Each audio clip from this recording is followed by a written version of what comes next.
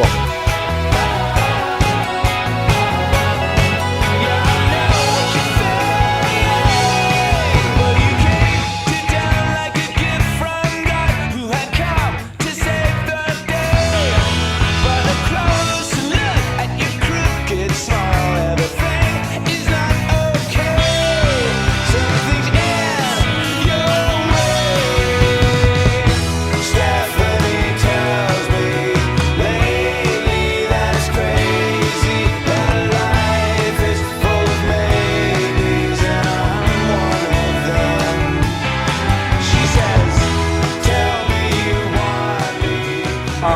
As far as like the second record, the second solo record, Yeah. like making that in a completely different city. And I love New Orleans, man. I mean, that's fucking Me too. one of my top 3 favorite cities, and certainly in America. Me too. If not maybe my favorite. I mean, it's beautiful. Like Yeah. the people, the food, the culture, the diversity, like the fact that it's got this real turbulent thing to it. Yeah. So what was that? And obviously you're working with Nigel Godrich, which is like, and at that time he wasn't like the Nigel Godrich. No, there was no That was reverb like, after right Says. right after OK Computer, right? Yeah. So how was the experience? I mean, how much did the fact that you were not in a comfortable place like California, or that you're more familiar with, how much did that have to do with what came out of that record? Well, that was Nigel wanted to come here. That whole thing happened because I had finished the tours for that first record, and then I bought OK Computer. I remember at the Virgin Mega store. It was on one of those display, Sure. listening thing. And I listened to like half of that first song, and I was just like sold. Yeah. So I took it home, but I didn't listen to it for a while, and I had just become single. And when I'm single, I like to fall asleep with headphones, good headphones, listen to records that way. So I had just started to do that, and I remember I'm like, oh, let me check out that Radiohead record, And so I put that on, and I was trying, usually I would fall asleep halfway through an album and wake up with the headphones strangling me. Sure. And this one, it woke me up. I was awake the whole record.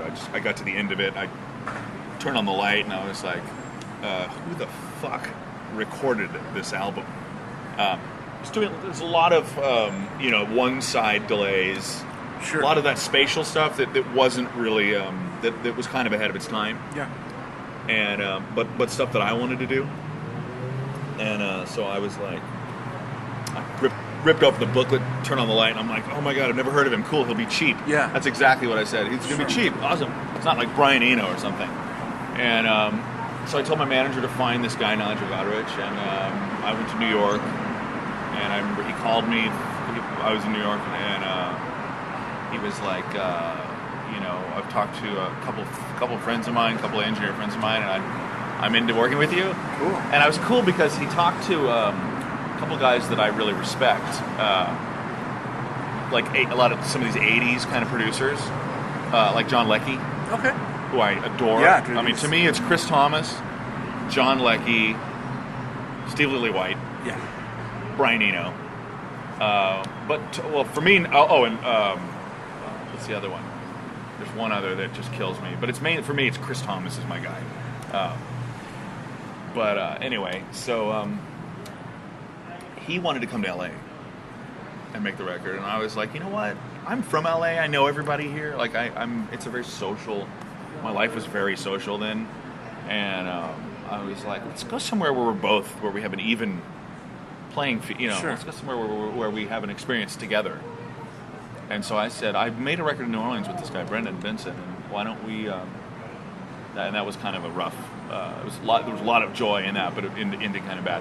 So I was like, let's go back to New Orleans, man. Like, you're going to like it. I said the same thing you said. The food, the people. You see people on bikes riding by with, like, headdresses. Yeah. Like, you're like, this is ridiculous. magic. Yeah, it is magic. It's ridiculous Absolutely. magic. Yeah.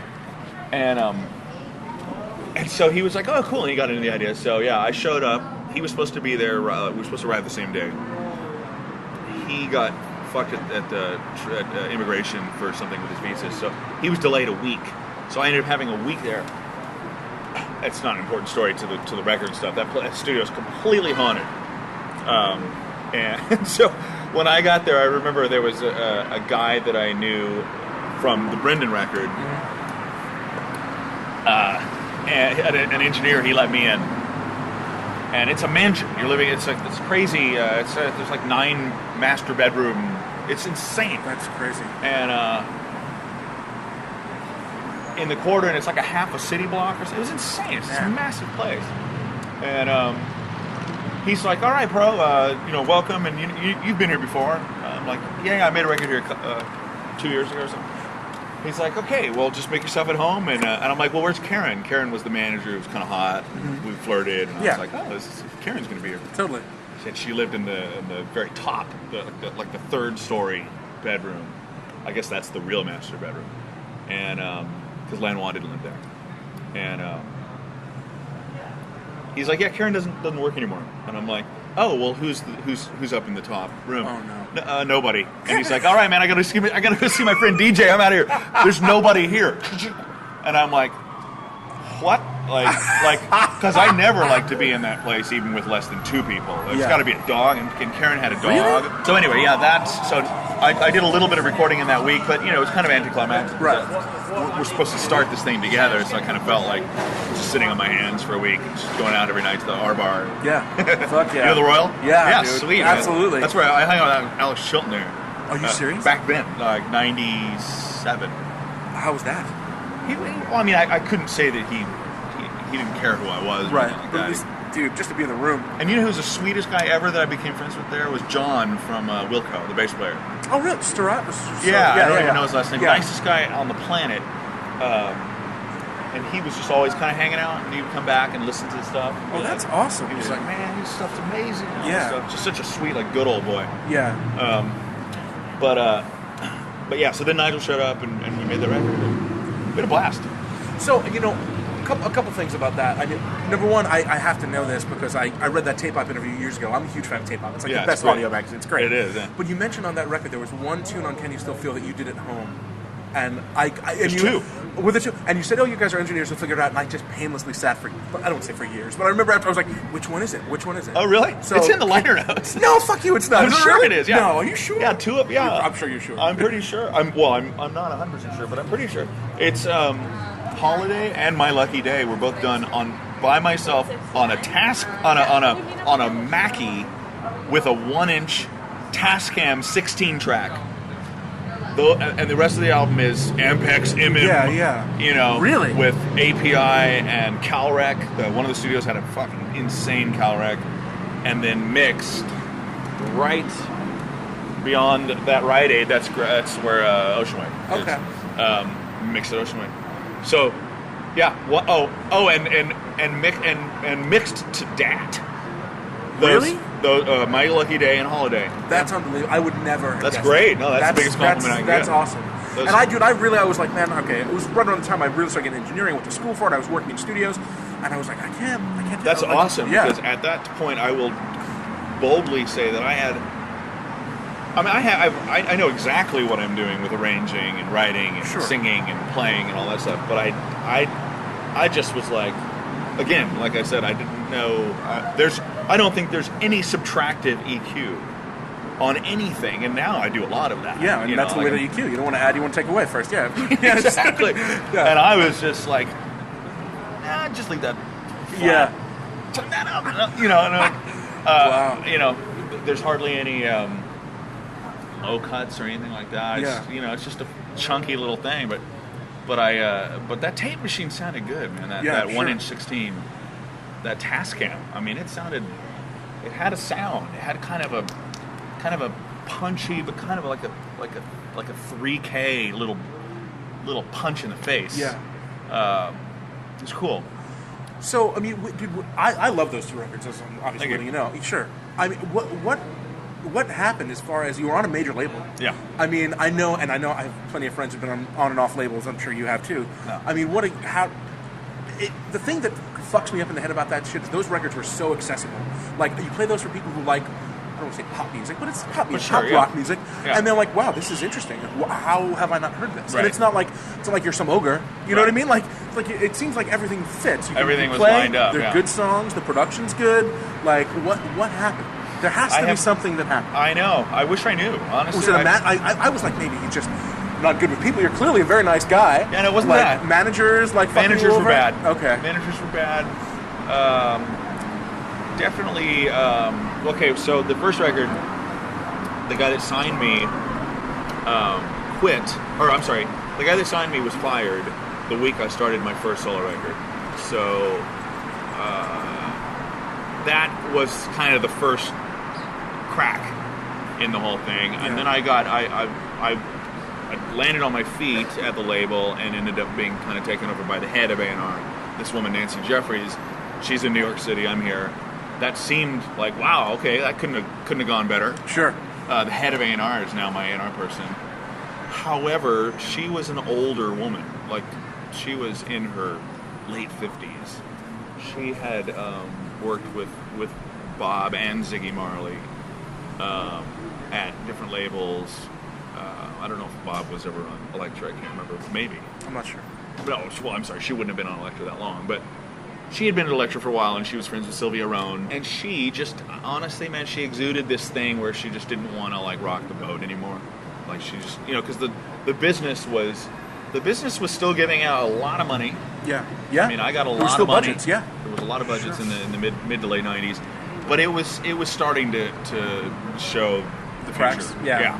And I just remember everybody I knew in labels. That's when it kind of flipped, and it was like, oh, actually, you have more stability being a band signed to a major label than being an employee of a major. Sure. That's when we all first started making that joke. And so I just feel like she just didn't give a fuck. Yeah. And also I had a manager that was an idiot. Yeah. Dude, my manager, dyed his hair blue when we went on a trip to New York, and he's not in the band. Yeah. He's the manager, and you can get away with that now, I guess. Maybe not. Maybe a little bit more. I don't know about that. Maybe a little bit. It's just reeked of unprofessional. And I wasn't a very good communicator with the label. I just expect people okay, I've communicated. There's the music. Right. That's what I have to say. Yeah. Now you tell me, and I'll say yay or nay. You want to put this song in a Tia Curran movie? I'm going to say no. Right. And that happened more than a handful of times where I said, So maybe that gave me a reputation as being difficult. Yeah. You never know. It's impossible to know. But I remember I handed in. Let's see. So the first record, I had a big meeting. I asked to be dropped. Okay, I remember that. After the first record. After the first record, when nothing happened, I did a tour that I shouldn't have done, but everybody said you have to because it's the only tour, and you can't afford to pay a band $1,000 per guy a week. And I know that's a lot of money. It's a lot. That's a lot of money. Yeah. And so, with 20,000 sales or whatever it was at the time. And I had the serious fortune/misfortune of I did a show in New York. I think it was at I can't remember that place. It was in Shine. I saw you at Shine. It was before Shine. Okay, Shine. okay. Yeah, that was cool. That was a great show. Yeah, that was a fun. That was the first time I saw you. That was awesome. Oh yeah, that was a fun show. I remember that. Shine. No, this was a bigger place. It's like a big square, like a big ceiling. Like Irving Plaza, or it was Irving. It was Irving Plaza. Yeah, that would make Irving sense because it's a big cube. Yeah. Yeah, it's a cube. Yeah. Is there upstairs? Yeah. Irving Plaza. I played in my silver Electric Horseman outfit that I had. I had like a birds in outer space. Yeah. Thing that I would wear sometimes, and the show went down very well, and it was by myself, no band. But I think I was doing some stuff with the CD player as my backing band. Sure. And I remember Nancy Jeffries and Sylvia Rohn, the president, were there, and they both were backstage, gushing, saying, "Oh my God, you have the audience right here and all this stuff. You don't need a band. Yeah. This is fantastic. You don't need to waste your money on a band. You can do these solo shows, and they have an amazing impact on all this stuff." Okay, that's a compliment, but it's also a total injustice to the record. Absolutely. I made a rock and roll album that needs to be represented like that, needs live, and it never happened. I mean, the shows that I was able to do, those were few and far between. I mean, I probably did a total of 15 band shows on that first record. Man, total. That's it, really. I toured Australia by myself. I toured the U.S. by myself, opening up for Suzanne Vega. The only reason I said yes to that is because everybody was like, "This is the only tour that's said yes. You'll be at its theaters." and Pete Thomas is in the band from the Attractions. The drummer? Like, Oh, Jesus, yeah. dude. And I'm like, okay, cool, I'll do it. Yeah, fuck I yeah. just want to party with that guy. Of course. And Mitchell Froome was in the band. That's her husband. Yeah, yeah. And so I was like, oh, this will work. Yeah. Totally the wrong audience, man. That was a quiet, respectful, severe, just like her. Yeah. Yeah. You know, totally. just kind of severe. I don't know about that. And I was like, you know, I was like playing like I had a band behind me, like rocking out, and people were like, "What is he doing? Like, there's no band. Like, where are the drums coming from?" And and yet I'm holding up a disc band, but they still don't understand. Like, you know, it just didn't totally work. So that made me fucking angry, actually, because that you know, that was like that was it. Then it's like make another record, and okay, so this one's done. That sucks. Yeah. So I asked to be dropped. They said, I literally was flown there with my manager, flown to New York for a meeting for them to say, please, let us try again. And that's flattering, dude. When you're, you know, I'm in my 20s. Sure. And there's the heads of all the different departments at one of those big conference things. It's just me. Yeah. You know, it's not even like there's somebody else that can take some of the credit for this or take the blame. Right. It's all the credit and blame is on me. You, absolutely. So, and my manager's a buffoon. So it's just me and my manager, but he's just there to help me through my hangover, basically. Let's be honest. Yeah, that's okay. And so they're like, please, you know, we fucked up. Our tail is between our legs, and you didn't do anything wrong. You don't need to get a producer. Do exactly what you did. Just do it again, and let us promote. And how do you say no? You know, it's hard to say no. No, to. of So course. I was like, besides, they wouldn't let me out of my contract anyway, so I don't really have a choice. But so I chose to trust this system again. Made the second record, and Nancy Jeffries came out, the A&R woman. I played her I Already Know, which has these really severe scene changes. Yeah. And the end is just kind of like, it's probably as disturbing as I get, because I'm like screaming. Yeah. You know, and she turned to me and laughed. Not a laugh like, that is radical, but a laugh like, I think she said, that's funny. Oh, dude. And I was like, oh my God, man, this is not good. That is not the desired reaction. Sure, of course not. To anything that I'm doing. I mean, you know, even the Liberace middle of, yeah. I mean, that is supposed to be like, woo, whimsical, but it's not like, ha funny. It's like, that's badass. Like, that sounds like Liberace. Yeah. That's badass. Yeah. Not stupid. You know, and so I was like, and I remember that there was a huge fight with Nigel that night. The number off him, and she called me and she was like, you know, I'm a gushing fan, and like, when you want to do some shows together, and I was like, yeah, maybe, you know, knowing, of course, monochrome set shit doesn't go down. It doesn't work. Like, you know, it's not right. Like, I'd rather, you know, I always liked the whole police thing where the way they broke America, the police, you know, Mm-hmm. they never opened up for anybody. They played, you know, to 20 people at 500 capacity clubs over and over and over again until it broke. And I always like that, and I felt like that also just kind of has a lot more. It's more badass. It's more of like a story. Absolutely. To do it that way, and then just take a tour. Go for it. Yeah. You know. Yeah. So again, there's been some things that have happened in my career, in my life. There's been a lot of things that are kind of incongruous to how I really feel. Some of these things that have happened, like these opening act tours, where like if you're in the audience or you're a fan of mine and you see that I'm going to go and I'm opening up for Kay's Choice in Europe or Alanis Morissette in the UK. You're like, that's kind of weird, man. I don't want to go see her. Like, that's the only way I can see him is to go see fucking her. Sure. Pay fucking $60 or whatever. Like, I don't want that. Yeah. And so that is alienating. Yeah. And I'm sure that and what sucks is that none of those things were my ideas, and none of those things I thought were a good idea at the time. I didn't have a good team going, Jason, you should do this. Right. Like, and a lot of people, the successful things have that. No, you're right. They all You're have right. that. However it's done, even if it's just within the band. Sure. Even if there's one guy in the band that's like this kind of savvy guy that's like, we can't do that. Yeah. And the other guys are like, why? Yeah. Because of this, and this, and this. This is what's going to happen. You're right. And they're like, you're right. Right. I didn't have any of that. It's just me and my girlfriends, you know. And so it was like, those are like regrets, you know, because, you know, again, I mentioned Case Choice. That's something that really happened. That was yet another tour that I did, opening up for something that is so not up my alley. Yeah. And you know the Too Many DJs guys, Soul Wax? Yeah, sure. David and Stefan, those are friends of mine and fans of mine, and they ended up having me do the strings for one of their records. I arranged the strings that Dave Sardi produced back in the late 90s, and they were like, oh, and they were at that show that I did in Ghent, Belgium, and that's where they're from, and they were like, why are you here with, like, this band is lame, like, nobody likes this band, like, and the people here aren't going to really like you.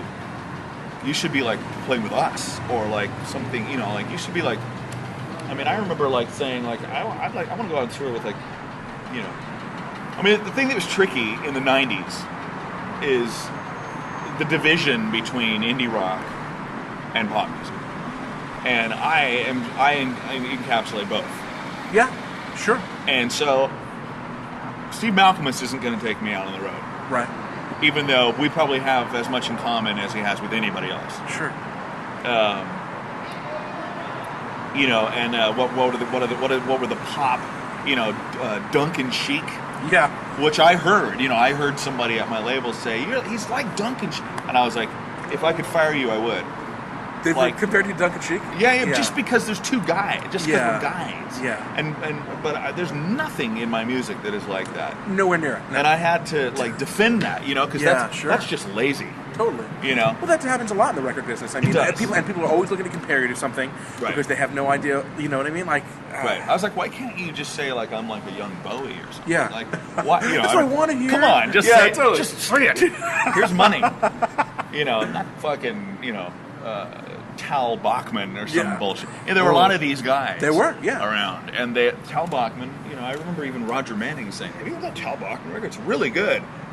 And I was like, I don't like that. Yeah, like that's like sort of like straight down the middle of the road. Oh, absolutely. Pop music, and you hear it in Walmart, yeah, for sure. Yeah, and the chorus guitars. And, you know, chorus effect. No, I know. You know, and I'm like, that's just not me, man. Yeah. Like, so I just feel like there was a kind of a pigeonholing too that happened, or a labeling that happened, that I think I've outgrown now. But I mean, my presence is a lot more quiet. Yeah. Now. Well, you know, I don't even know where to go from there. That was a great description. Thank you so much. Cool. That's awesome. Yeah.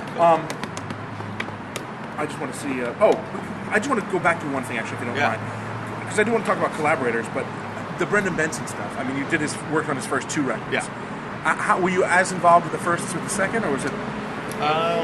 In different ways, yeah. The first one was a result. I mean, he got signed because I made demos for him.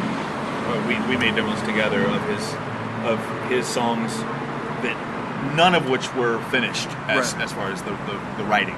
Like he had like kind of some ideas that were really cool. Like he would have a really cool verse, but then it wouldn't go anywhere. And he'd be like, and he didn't even really know that it should. But he'd be like, I don't know if that's done. And I'd be like, it's not done. Like, it's not done. You know, but it's a great idea. Right. That's a great chorus, or that's a great verse, or whatever. And if I remember correctly, he never had a bridge. So I wrote a lot of that stuff. I wrote, and I would do like a lot of just finessing stuff. Yeah. Just extending or putting a tag here, or cutting off half a bar to make it more interesting instead of just blocks. Everything's just, some people when they write, you know, they don't understand, like take pieces out. You know, have this thing go only three and a half bars instead of 4 bar, 6 bar, 4 bar, 4, you know. Right. It's fucking boring. And so I did. He was, his girlfriend and my girlfriend were. My girlfriend at the time was from Detroit. It was the same girl that was playing the tape that John Bryan heard. Oh, no shit. It's the same time. I met this girl in Detroit after one of my after a jellyfish show, and she came up and she gave me a sweet tart out of the little Halloween packet, a little 3-pack or whatever. And I'm like, I love you. And she's like, and she was beautiful. And like a year later, I was at a place that I used to go to all the time after bars and stuff called Canner's. It's like a Jewish deli that everybody goes to, really good food. I've heard of it. Yeah, it's open 24 hours, I think. And I was at Cantor's, and these girls were like giggling and like looking around at me, and I was like, what? You know, and I went up to the bathroom, and then when I came out of the bathroom, one of them was standing there, and she's like, you don't remember me? And I'm like, you look familiar. And she's like, I gave you a sweet tart in Detroit. And I was like, oh my God. And I didn't spend a day without her from that moment on for about a year. It was amazing. Wow. It's beautiful. That's awesome. Sweet love story. But her roommate, the other girl that was at the table laughing at me, was Brendan's girlfriend, and Brendan was still in Detroit. So anyway, this girl's boyfriend came out, just a skinny kid with a fro, came out, and I would drag him out to do stuff, and we became friends like that. And then he moved to San Francisco, and he called me, and he said, "Hey, I have these tapes. I've recorded some stuff. Would you be interested in like helping me, like record them or something?" And I'm like, I didn't even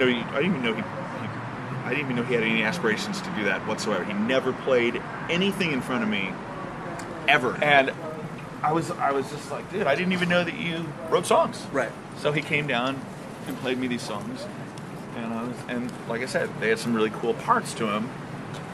None of them were completed at all. So I said, dude, why don't you come down here again? You go back home and come down here like in a week or so, and trust me. I will make these.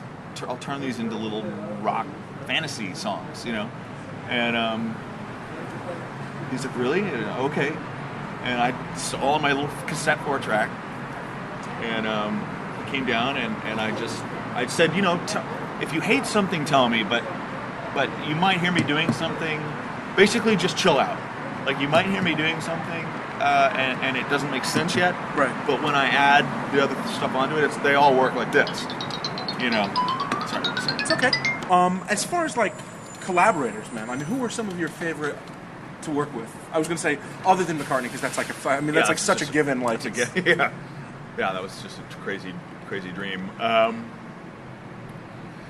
Well, the records that I've been producing in the last few years, those are some of my favorite things I've ever done. Such as like this guy, Ane Soldat. Have you heard any of those? I've heard the name before. He was in a band that's kind of like the Holland Pavement in the '90s. Okay. For lack of a better, I mean, they weren't as sloppy, but they had some unexpected things happening in the Neil Young-y rock that they were making. They were called Daryl Ann, and they were on Spin Art. Oh yeah, sure. Jeff Price. Yeah. Yeah. So collaborations, yes. The Ane Soldat stuff is amazing. The first one that we did, I think, was 2009. I've kind of created a career out of doing these it's mainly solo guys, maybe a duo, and to date they've all been from esoteric European countries. 2 records by a guy from Amsterdam in Holland. I've done 2 of his records, and then I just did a guy from the town that I just mentioned, from Ghent, Belgium. His name is Bent, and he's from Ghent, and he was in a band called Das Pop. Okay. That are good, a good kind of guitar, angular, thing from Belgium. None of these people have records that are ever released here, some of them not even in the UK. So that's why we don't know them. But they're great, and they are all people that do well in their native countries. I also did a fantastic guy named Tom Hell, Hell actually, and he's from Oslo, Norway. And I produce all these records. I end up playing, for the most part, I'm playing about 80% of the music. And I'm also helping with writing. I'm pretty much doing most of the arrangements on all of these Sure. myself. So in a very serious way, a lot of these records are kind of like solo records of mine, just with a different guy who wrote the majority of the music, Right. And who's singing. And of course, I'm singing backgrounds, and so my presence is like all over these records, coming from every angle, but they're not Jason Falkner records. Was that a similar thing with Daniel Johnston? Because I mean, that that album so clearly sounds like you. It's like, this is so weird. I know. Here's this childlike dude whose music I'm most familiar with, and then there's you, and it's like, this is that. What was that experience like? I love that record. That's one of my favorite. That's one of my favorite things I've ever. The best thing he's done in a long time, for sure. Yeah, I think so too. I was like white knuckle braced for some bad press. Yeah. And I never saw any. Yeah. No, I didn't see it. I couldn't believe it. I was like, the worst thing I saw was some jackanape on iTunes. On iTunes, you can right. write The comments. reviews and all that shit. Yeah. Somebody's like, man, it's so. What did it say? It was like you could eat off of that. It's so clean or something like that, and that was negative. Okay. Or somebody said, I didn't know I didn't know Donald Fagen produced it. So something like that. And I was like, that's funny. That's hilarious. That's fine. That's fine. That's fine. Okay. And I'm like, touche. Yeah, that's great. It's really funny. But no, that all came about because his manager, this guy Tom Gimbel, is a fan of mine and had been like back in the MySpace days had been asking if I wanted him to manage me and all this stuff. And I gotta be honest, man, I didn't really know Daniel Johnston. I knew the name. I knew the "Hi, how are you" little character. I'd seen people wearing that shirt over the years. Sure. But I hadn't checked him out, and I don't know why, because I fucking love that early stuff. It's man. incredible. It blows my mind. He's great. I love the writer. sound of his voice. Yeah. I love the sound of those cassettes. I mean, it's great. And just it's just no top end. Yeah, I love at that. all. Yeah. Yeah, I love that. Did you see sound. the movie before you worked with him, or no? Oh yeah. Okay. Yeah. Well, I saw the movie. Yeah, I saw the movie like when it was hyped. Because that movie was eye-opening. I mean, it was. The movie's genius. It's incredible. It was very well put together. Really, really good doc. But this guy Tom called me and he was like, "Hey, I have an idea. Like I can hear it. Like you doing your one-man band thing to Daniel Johnston." And I was like, and I think that the doc was only had been out maybe only a year. Yeah. Or something, and I was like, "Whoa, I don't know, man. I don't know if that's a good idea. I don't know if I mean, I get what he does, but I don't know if what I do will necessarily work with that, and I don't know if his fans would. I mean, that was my first thought, are his fans. Yeah.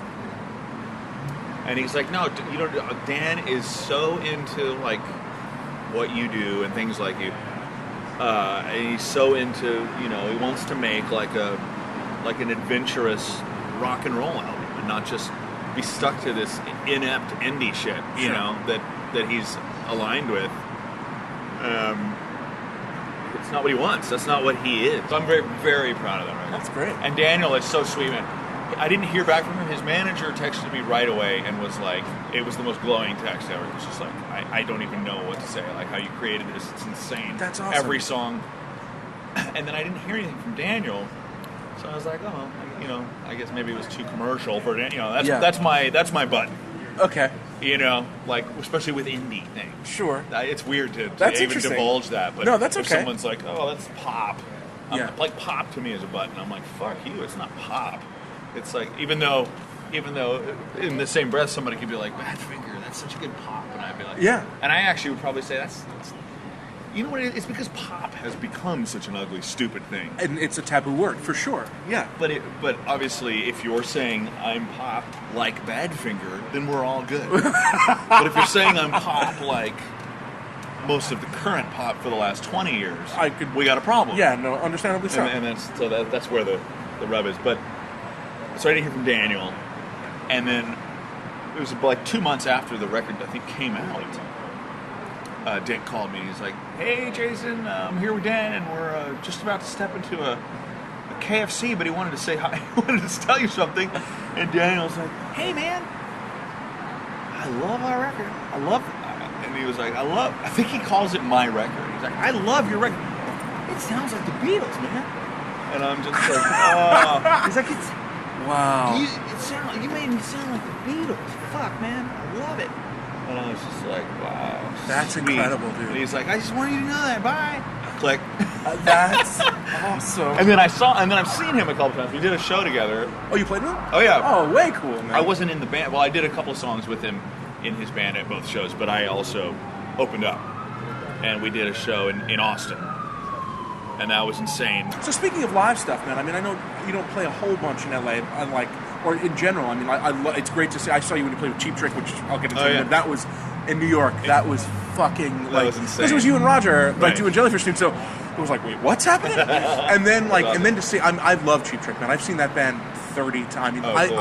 When I was like my late teens, I just found them at the right time and got into it at that point. Yeah. So I would like travel a little bit to see them and like to see you guys with them. And there was a keyboard player in addition to Roger as well, right? That guy's in the band. That guy's name is Magic. Okay. Oh, that's right. I heard about that. Yeah. A friend of mine just worked with them. Yeah. But just seeing that is like this force was fucking unbelievable. That was so fun. As far as you playing out, as far as you not playing out enough live, is it that you don't love to do it, or is it that you can't find guys to hang? Because I always felt like it's got to be like frustrating for a dude who can do all this stuff his own to be like, all right, dude, you didn't play it right. Like, I mean, that's got to be part of it.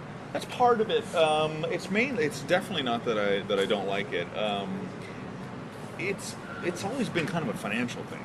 To be that makes sense. I mean, you have to pay people, and it sucks. I got to pay people. I mean, I had a really bad experience with the band. I lost two guys. Not they died, but but they might as well have. Yeah. They're dead to me. No, I lost three of my band. I had a band that was pretty much my band off and on, for whenever we would do stuff, for like the last 8 years. And about 3 years ago, it just imploded. None of it due to lack of interest on anybody's part. Everybody was very into being in my band and playing my songs. They just all had drug problems that I didn't know about. That sucks. And it was insane because it's like, this music is not. It's not. It's not Rush. But it's also it's not the blues. No. It's sure. It's not your standard like pop rock, indie rock thing at all. You got to be. I'm just saying you got to be kind of like together. To play this stuff. Sure. And these, my drummer was like addicted to speed. I didn't know. Yeah. I mean, we go bananas every once in a while. Sure. And, of course. And party and all this stuff, but I didn't know that he had like a habit. Yeah. And the bass player, his wife, said you can't play anymore with Jason because he was a bad alcoholic, drug addict. And I play a show and I'm definitely going to have some drinks. Yeah. And it's all light for me. It's not dark. Right. Even if I decide to eat a mushroom or sure. something, it's light. Yeah. I'm doing it out of a place of joy. Yeah. And not out of a place of like desperation. Yeah. And my bass player. So I lost these three guys that were my brothers and my band, and it just sucked so hard. I just kind of haven't recovered from it. Yeah. I put a band together after that. That was just a trio. Actually, there's some stuff of that trio on YouTube. I think I've seen doing something. Evangeline. Yeah. That's at the El Rey opening up for Daniel Johnston. Oh, okay. And that sounds pretty good. Yeah. But that was just a trio, and I never really got to know those guys. Yeah. So I don't know. I need to kind of start over. But the good news is that I have a drummer. This French guy came up to me and wanted to be my intern. He's like at UCLA. Okay. Like extension courses and stuff, and studying like record production or whatever. And he's like my biggest fan, so he asked if I needed an intern, and so he's my off, very very off. Sometimes on intern, because usually I'm just like, I just do it by myself. I'm just doing it by myself. I don't want some guy like, how do you get that snare drum to do that? Right, and your workful is much more consistent that way too. Yeah, exactly. Sure. But it's also sometimes kind of fun to like, I give him shit. I'm like, these are like really coveted secrets, man. You know how lucky you are and all that stuff. That's awesome. He's like, yes, of course. But it turns out he's a really good drummer. Okay. Because I have a drum set up in my my little place has the full. I used to rehearse my band in my studio, and he was like, "We should play, we should jam some Led Zeppelin or something." Like, you're French and you know Led Zeppelin? That's unique. And he's good. So and he's well into being in my band. So I think I'm just going to start over with this. Cool, man. That's great. With new people. Yeah. Completely start over. Once I have my record done, my record has been not. Yeah. So what's the story, bro? It's been very, very slow going. I haven't had anything to say lyrically. Okay. Whenever I'm happy, I have nothing to say. I have a question on here, if you don't mind. Yeah. That it was, and I thought it was brilliant on my part to come up with it. Yeah. Let me just find it. Basically, is it harder to write songs about heartbreak when you're in a healthy relationship? Yeah. I mean, I like to write songs too, and I find it fucking impossible. I can't function. Yeah. So is that what's been happening? You've just been in a good place, and you're like, where's this? Because sometimes you need the grit to fucking get through it. Absolutely. Absolutely. Fear in the face a little bit. Yeah. I have nothing to say when I'm happy. Yeah. Except, hey, I'm happy. Yeah. No, me too. Isn't this crazy? I'm happy. Yeah. I could write one of those songs. Boring. But I mean, how much has that been a problem in your life in general? Well, I think that I'm kind of lazy. I mean, even though I work a lot, I actually don't work a lot for a guy who has it all in his house. Right. I have a little house. It's not mine. I rent, unfortunately. But the majority of the house is a recording studio. And I think I'm very lazy for having that at my fingertips. Yeah. And lyrics, I have never been one of those people that I adore and wish I was. The people that have a notebook and they're just, you say something and they're like, that's amazing. Yeah. They say something, that guy over there, yeah, that's good. And they're just like Stevie Moore, who I'm working with right now. That's what he does. He's just constantly ingesting and producing.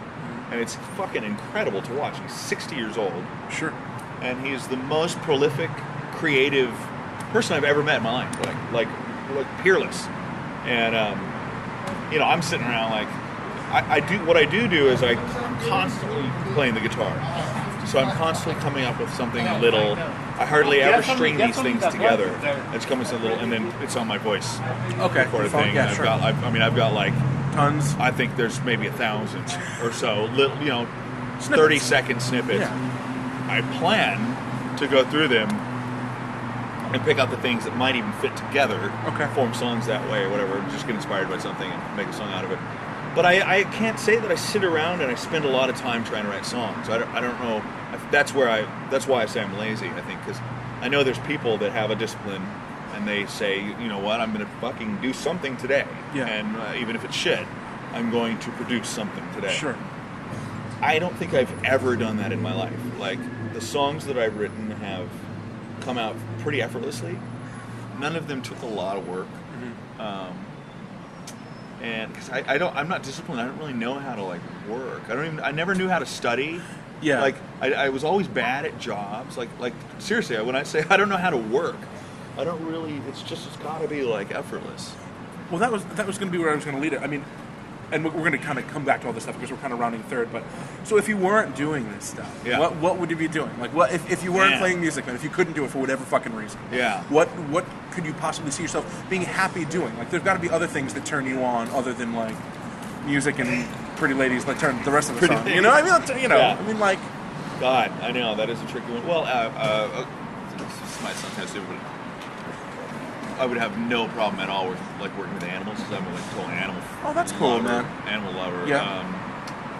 I like working, maybe writing, but still, I don't know. I think that I would have I couldn't write about music. Right. That's for sure, because I would just be like, no, negative, incorrect, lame. Right. Are you a big reader? Do you read a lot? I used to. Yeah.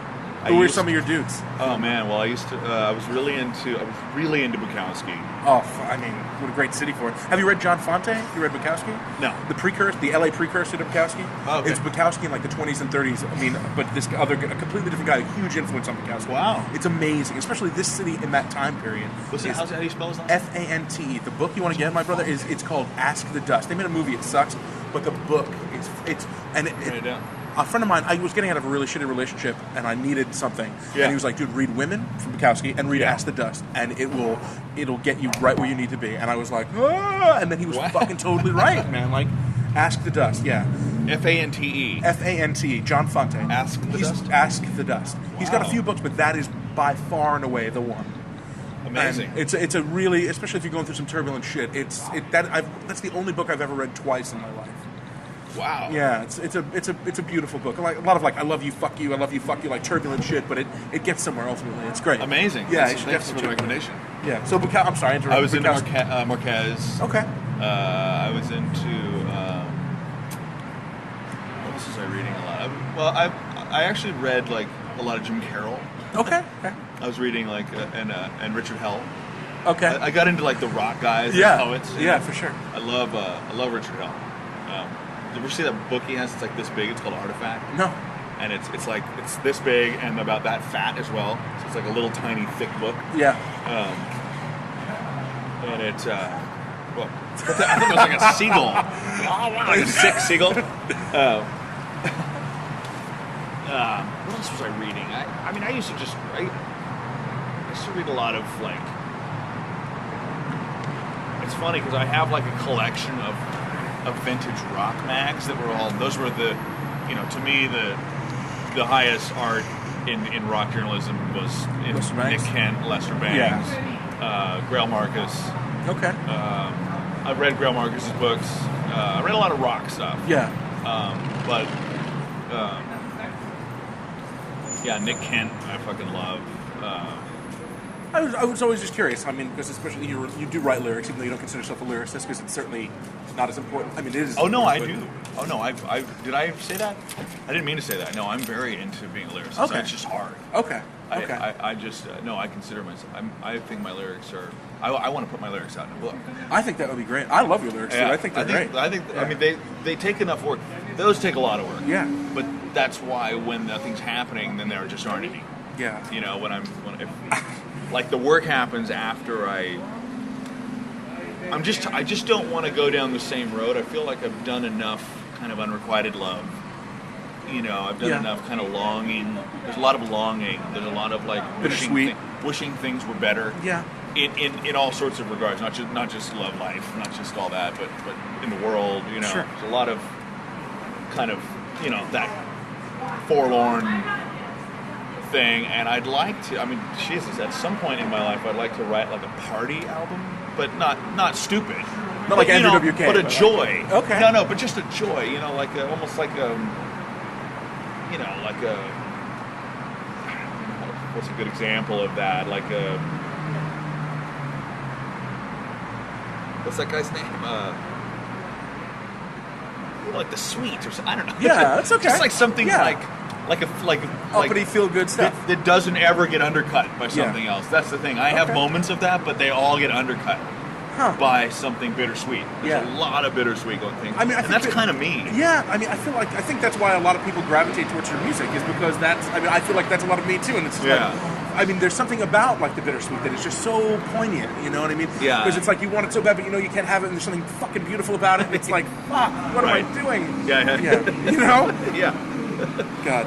Yeah. Well, that being said, I mean, I honestly, I thought that Can You Still Feel was going to be a party album. that's probably one of the darker one ones. of the biggest jokes ever. Yeah. That was meant to be, because the first songs written for that were Honey, which in the way I demoed that, that was like it was like a total it was like a rave up. Yeah. It was like Mick Jagger dancing to that, not like a guy really frustrated and confused and concerned, which is what it turned into. I think that's one of the more up tempo. It is. I mean, on the record, for sure. Saying that, that's one of the randier songs I've ever. Can't believe I actually like went through with that. there's no disguising what I'm talking about with that, which I think is really funny. No, that's great. Yeah. How, as far as being like I hate using the term multi-instrumentalist, and probably fucking it's disgusting because so many people are like, I'm a multi-instrumentalist and like can barely play one thing well. Right. You're actually one of the people who can play a lot of things well. I'd like to think. Right. How do you avoid overplaying, specifically with bass? I have to say, you're probably one of my favorite bass players. Oh, thanks, man. Top 5, man. Thanks. Like, I clearly pay attention to everything, but something about your bass playing is very unique. Yeah. And it's definitely, I mean, you have to clearly love that instrument. I do. Like, in a different way, I think. I get more calls hear to it. play bass. Yeah, I mean, than anything else. Do you think that's just from the air thing because of the exposure as a bass player, or it's people... No, it was even before that. Yeah? Yeah. Let's see. Okay, so yeah, avoiding overplaying because you're tasty, but you don't overdo it, and it's just real subtle, and it's like, and it never fails on all of your records from your first to your last. It's still there, and it's like, I sit with friends when we listen to these records, like, do you hear this fucking bass playing again? This fucking guy every fucking time. That's awesome. Yeah, that's a good compliment. Appreciate it. I do. I was very aware that like playing all the instruments can result in this kind of like lifeless, staid thing, and so how I kind of get around that, I think, is dude, shut up, doing a thing here, bro. God, we're talking over here. Honestly, and I was telling my girlfriend this the other day, and she was like she was kind of surprised by this, but I actually pretend that I'm different people when I'm playing the different instruments. No shit. Yeah, I literally... you know how, like, you have... Some people have different people in the back of your mind when you're doing something. Sure. You know, it can be a parental thing, or it can be a hero. Sure. You know, I would have to say that I've spent a lot of my life with... Honestly, it sounds silly, probably, but with, like, somebody like David Bowie as just a weird reflection, as kind of a springboard that he's unaware of. But just like what would David Bowie say in this circumstance here? Right. Or how would he move right here, or what would he play? Not like that. It's just kind of like this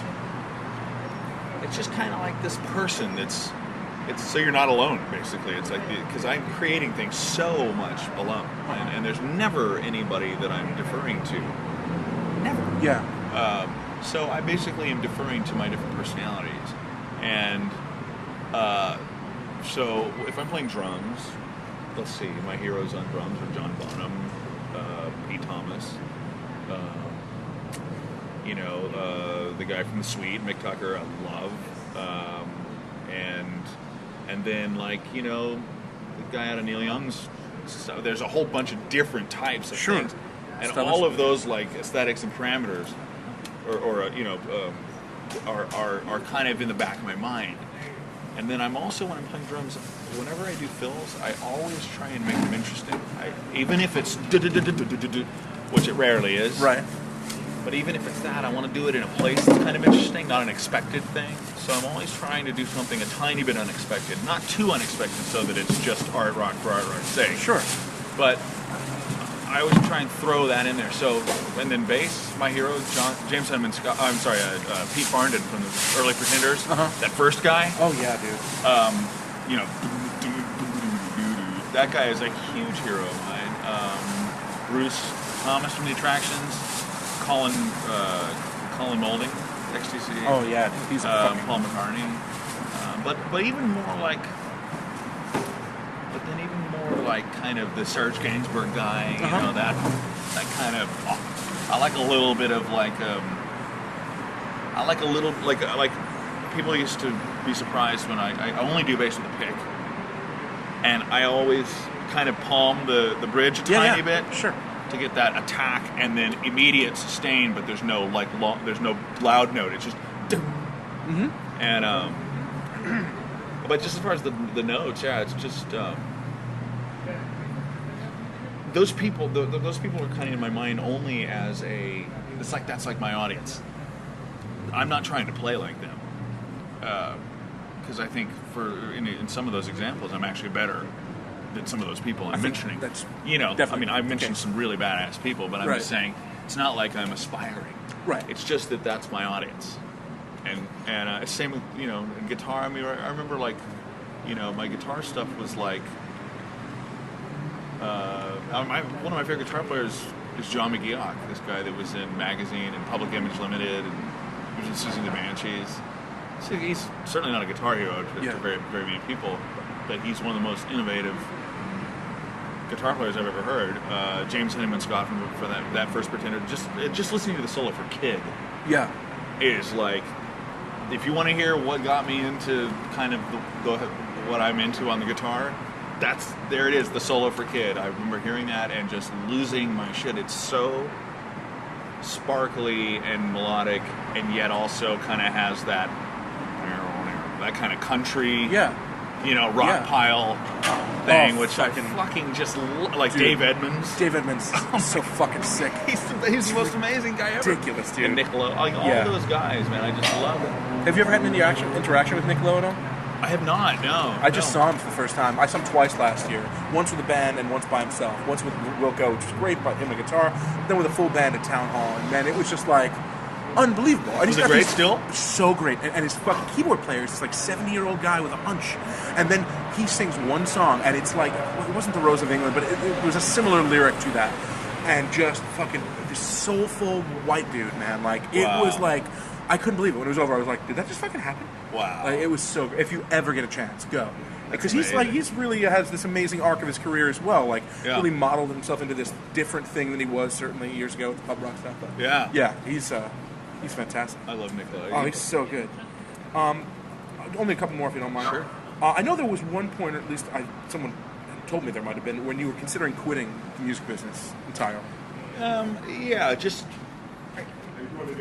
It wasn't ever like a conscious, like, this is, I'm not going to be in the music business anymore. It was just kind of like getting so disenchanted with how hard it is to make a living. Yeah. And also feeling like, where'd my fans go? Did I fuck that up somehow by not being, like, on Facebook every second? Yeah. Stuff that... There's a lot of stuff that you kind of have to do now that I just kind of have a fundamental problem with. I am not really into self-promotion.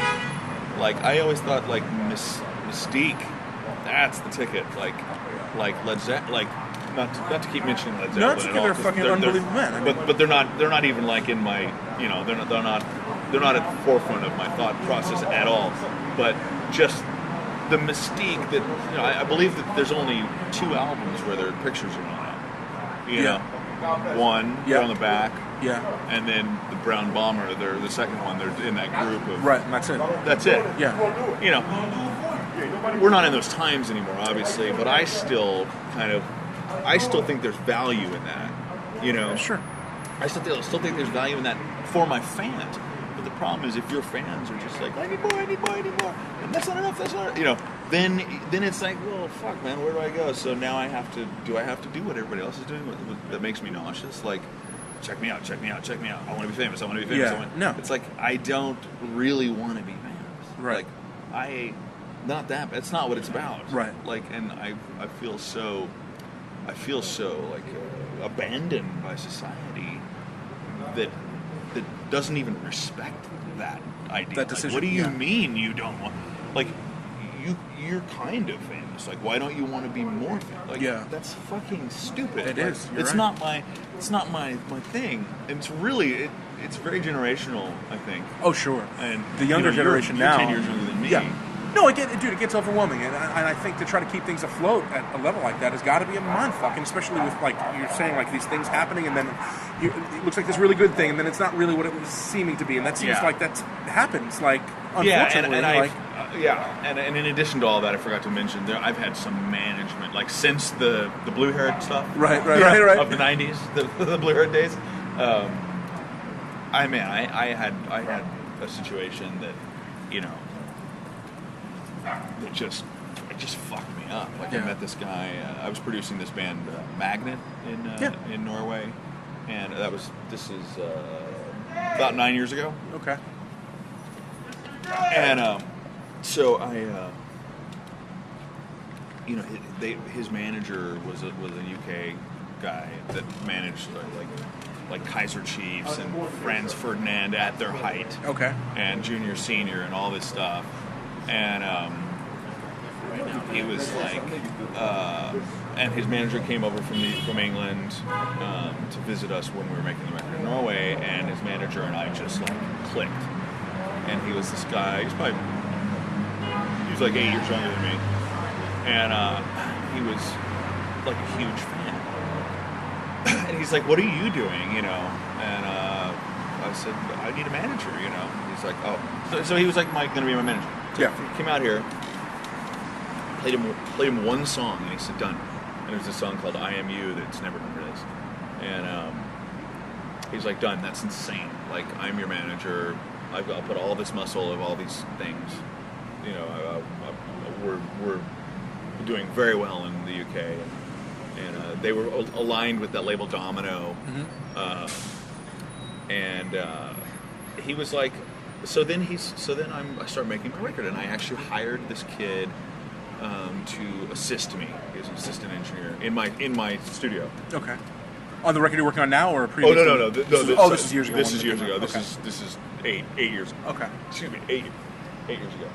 And so we started making. I just was tired of being tangled up in my guitar chords and stuff. So I just hired this guy to like follow me around with a mic and just help me. It was great, and I loved having this other guy around. And so I was sending this manager songs, you know, when they were done, and he's like, "This is amazing. This is so easy. Managing you is so easy." The quote was like, you know, at the other end of the phone call, it's already a fan. Like I don't have to like create anything here. Sure. I just have to alert them that you want something. Right. And everybody's like, "What does he want?" Yeah. And I'm like, "This is amazing. Like, fuck, man, I'm kicking myself. Why did it take so long to even try all this shit?" He's like, "You're the future of rock and roll, and managing is easy, and all this stuff." And then he made a crucial mistake. He starts giving me like figures about how much money he thinks he can get me. So he's like, "I see, like," that was the weirdest thing. That guy just hunched over that thing, and he wasn't like doing major like retching, but it was almost like he was trying to cough something up that he had swallowed. You know what I mean? Yeah. And I started thinking with that dude that he's hanging, that's a weird couple anyway. Just I almost saw half. It's like Coolio and then a guy from Shonen Knife's management team. What are they doing to? Let's match these two up here. Yeah, what's going on here? It's a winning combination. And he was like trying to spit something up that was like he had swallowed like a bag or something. That was weird. Dude. Anyway, so anyway, this guy's like calling me and he's like, "Yeah, I'll see about $100,000 for publishing for the U.S. I'm thinking at least 100,000 pounds for the UK." He's giving me all these figures about what I should expect for publishing deals globally. Right. I'm even like, "Is that smart for you to do that? Because you know you're fucking building me up over here." Yeah. Like I'm doing the math, and I'm like, I can buy a house. Yeah. Outright. Yeah. Like with cash, with the figures he's giving me. That's not how we do things here. Sure. You know. And he's like, "I'm just being straight with you, mate. You know, this is what's going to happen." And it's everybody's on board. Everybody I call is like, "What does he want?" And I'm just like, "This is amazing." So this is where it's so dark.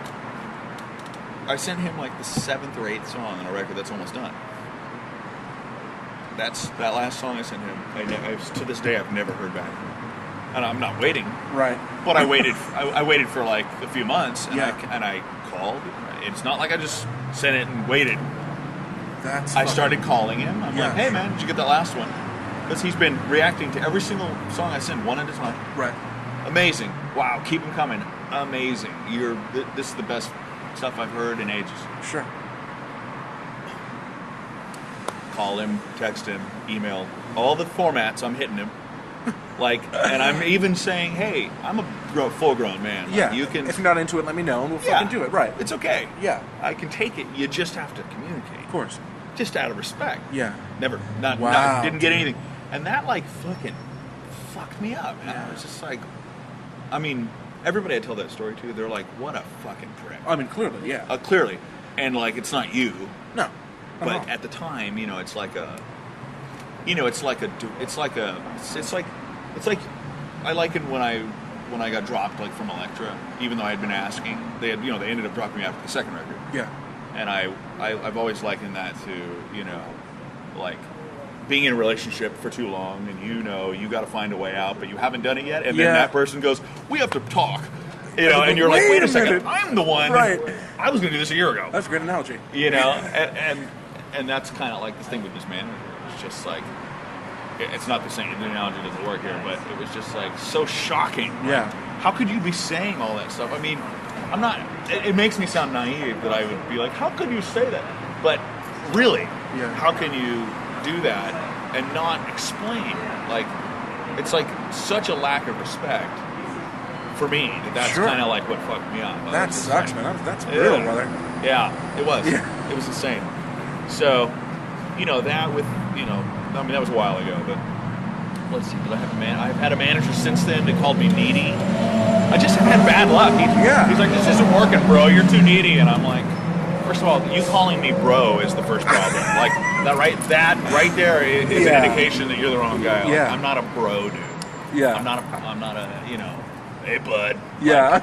Like those kind of like old school, like, all right, bro, we need to fucking spank some asses on this one. Like, that's just not, I want I totally thank you for that. Yeah, exactly. Clearly. Yeah.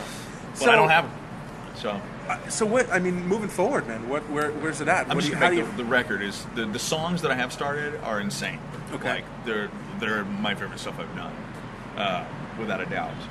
And there's kind of more of a psych thing with this. There's a more explosive section thing that's happening on this, but it's still my songs. Okay.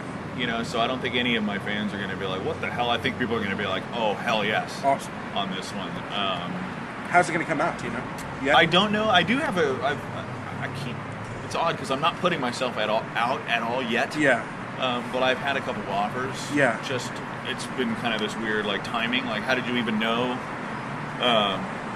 So I have some options.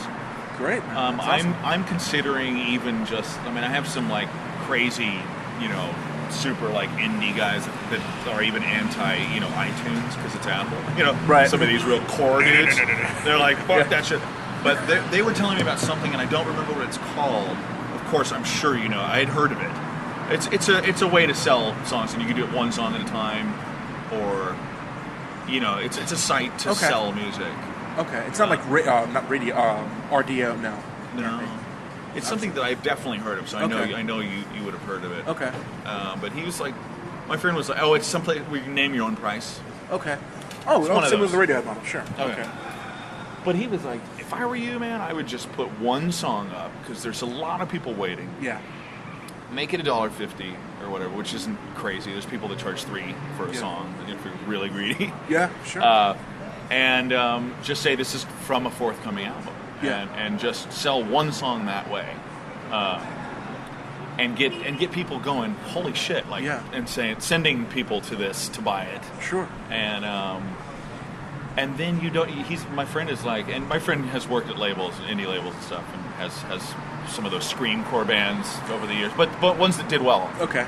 Like Frodus, and he's a cool guy. He's very smart. Yeah. He's very very anti. And I get it, part of me is the same. Part of me is very untrusting of, big business. Well, rightfully so. It doesn't pay. No, yeah. It doesn't pay you on time if it pays you at all, right. And at least, so I'm thinking about doing that and just seeing what happens. If 3,000 people download a song, I don't even know how many people are downloading songs anymore. Right. I don't even know if that exists. I don't know what's going on. So it'd be an interesting barometer for me, but it's also like I wouldn't want it to go wah wah. Like if 200 people download it, I'd be bummed. Yeah. So I don't know how to ensure that it gets more. Is there anything else you want to add, man? Is new stuff? Just the new stuff is gonna it's gonna be the best stuff I've done. I can't fucking wait, man. Yeah, I've got like no lyrics. Yeah. Okay. But I have 5 songs all recorded, like ready for vocals. Great. But just haven't had anything to say yet, but it's coming. Okay. Thank you so much. Really Yeah, my appreciate pleasure. it. Man. Seriously, that it's was really awesome. I was one of the lucky ones, you told yourself.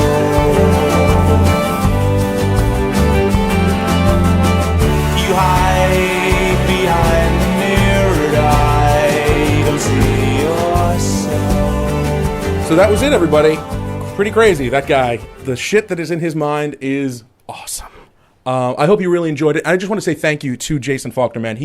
It was like, I've already said this so many times, but I really can't express like how meaningful it was to actually sit down. Think about it. I mean, sitting down with one of your heroes. Like, he really is one of my heroes on a couple levels, man. Like, and to be able to sit down with someone who's had that kind of a profound impact on your life. I mean, I played music for a long time, and to sit down with somebody who really impacted how I approach songwriting, a lot of the music I listened to, I didn't even say this in the early ones, but a lot of the stuff I got into, like XTC and Elvis Costello, the Monochrome Set, like all these really crazy like alt bands from the, not that Elvis Costello was an alt band, but from the late 70s and early 80s, I was really exposed to because listening to Jason Falkner talk about them.